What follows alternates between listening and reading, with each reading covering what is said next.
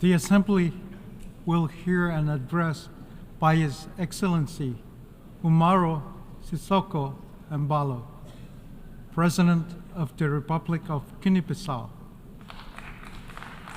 I request protocol to escort His Excellency and invite him to address the Assembly.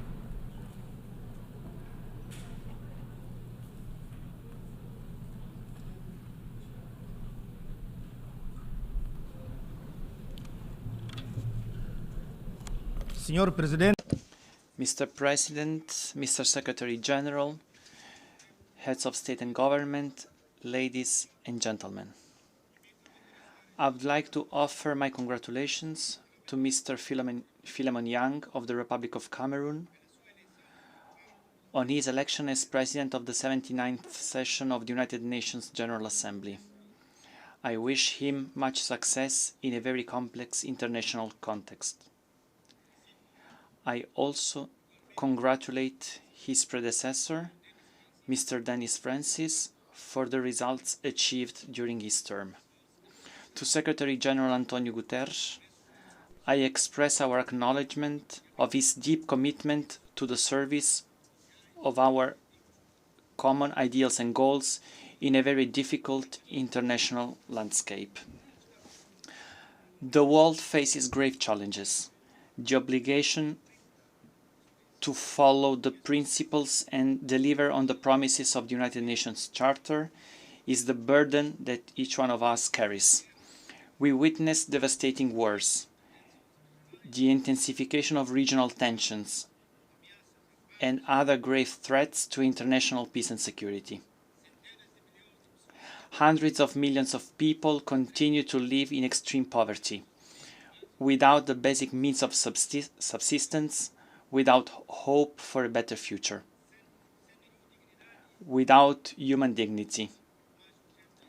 It's becoming even more urgent to implement reforms in global economic and financial governance, to make it more just, inclusive, and equitable. This is the only way to build adequate responses to the challenges that humanity faces. We must fight more efficiently against poverty and social exclusion through concrete actions. Specifically, we must strive to finance development programs, reduce inequalities, protect the environment, and mitigate the effects of climate change. Mr. President, 8 decades after the establishment of the UN in 1945, we live today in a totally different world. We continue to call for reform of the United Nations Security Council, which must consider the interests of Africa under the terms of the Ezulwini Consensus and the Sirte Declarations of Heads of State and Government of the African Union. We must reform the international financial architecture in order to promote greater inclusion, particularly in Africa, and to consider the African continent's role and contribution to the world economy. In this context, we welcome the Summit of the Future. We hope that the Compact for the Future can drive collective efforts to achieve the Sustainable Development Goals, SDGs, and Agenda 2063, the Africa we want, of the African Union. As a member of the Global Working Group on Social Protection for Nutrition, Human Capital and Local Economic Development of the Group of 7+, G7+, we will work together with the other distinguished members on eradicating hunger and progressively achieving all Sustainable Development Goals, SDGs. Mr. President, the President of the Republic of Guinea-Bissau, we are committed to fostering dialogue, national reconciliation, consolidation of democracy and the rule of law, as well as our country's sustainable development.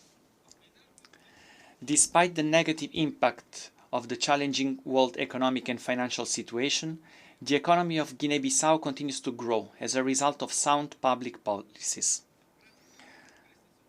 The practice of accountability has provided greater transparency in the state's economic and financial management. We have adopted measures that, though difficult, were shown to be necessary to drive the private sector and to create a more solid foundation for an economy that is dynamic and inclusive. We are promoting greater participation of women and youth entrepreneurs. We are investing on building and improvement of basic infrastructure, such as roads and other projects. We declared war on corruption and organized crime. We were able to restore trust in our relations with international financial institutions and other bilateral and multilateral partners. We continue to place faith in strengthening Guinea-Bissau's bonds of friendship and cooperation with the world. We remain steadfast on the policy of peace building and peaceful resolution of conflicts in West Africa and in the world in general. It was to this end that in recent months I made visits of friendship and work to Russia, Ukraine, Israel and Palestine. In this context, I reiterate my call for an end to the unjust and very harmful embargo that our brothers and sisters in Cuba have been subjected for decades. Mr. President, distinguished heads of state and government, ladies and gentlemen, I recently had the honor of serving Africa as president of the Alliance of African Leaders for Malaria. We made significant progress in a very difficult world environment. We endeavored to garner support to replenish the global fund. We worked with the private sector to promote the production of drugs and nets to combat malaria. We encouraged the transfer of technologies to African companies. We launched End Malaria Councils and funds and supported youth movements against malaria. Despite all the progress achieved, challenges persist. In the next 3 years, ALMA will run a $1.5 billion deficit. Global warming and rains associated with climate change are expanding. The geographic reach of mosquitoes, thus exposing more than 170 million people to the threat of malaria in the African continent. I take this opportunity to congratulate the Executive Secretariat of ALMA for their remarkable service. I also thank all of ALMA's partners for their crucial support in the fight against malaria during my term in office. Mr. President, ladies and gentlemen, in closing, I would like, on behalf of the population of Republic of Guinea-Bissau and my own, I would like to reaffirm our determination to continue to contribute to strengthening the friendship among countries and peoples, to promote international cooperation, multilateralism, the peaceful resolution of conflicts, the end of wars and suffering of innocent populations, to hold peace in the world. I thank you. On behalf of the Assembly, I wish to thank the President of the Republic of Guinea-Bissau.